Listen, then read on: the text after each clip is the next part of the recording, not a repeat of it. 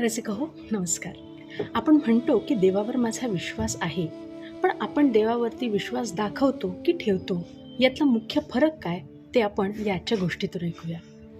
एकदा एक विमान प्रवास सुरू होता आणि त्या विमान प्रवासामध्ये बरेचसे प्रवासी होते. त्यात एक छोटी मुलगी आपल्या भाऊलीला घेऊन मस्त पुस्तक वाचत बसलेली होती. छान विमान संथ गतीने एक गतीने चालू होतं. प्रवास छान सुखाचा चालू होता. लोक एकमेकांची गप्पा मारत होते आणि अशातच एका उंचीवरती गेल्यानंतर त्या विमानाने हळूहळू डोलायला सुरुवात केली. त्यावेळी मात्र सगळ्या प्रवाशांच्या पोटात धडकी भरली. वैमानिकांनी सूचना दिल्या की आम्हाला विमानात तांत्रिक बिघाड आहे, पण आम्ही पूर्णपणे हे विमान चांगल्या सुरक्षित ठिकाणी लँडिंग करण्याचा प्रयत्न करत आहोत. सगळ्यांना दिलासा दिला, पण जोपर्यंत विमान लँडिंग होत नाही तोपर्यंत लोकांचं चित्त, प्रवाशांचं चित्त थाऱ्यावर नव्हतं. आणि त्यावेळेला या वैमानिकांनी अगदी सुरक्षितपणे पूर्ण आपले प्रयत्नपणाला लावून एका सुरक्षित मोकळ्या जागेवरती विमानाचं लँडिंग केलं. AC असूनसुद्धा सगळ्या प्रवाशांना भरपूर घाम फुटला होता.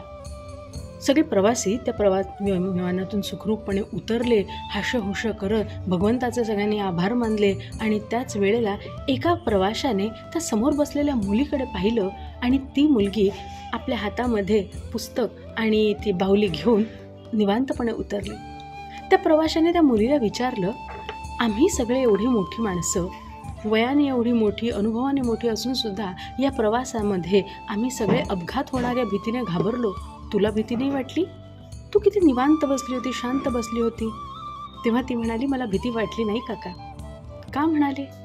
कारण या विमानाचे वैमानिक अर्थात पायलट माझे बाबा आहेत आणि ते आपल्याला काहीही होऊ देणार नाहीत याची मला खात्री होती.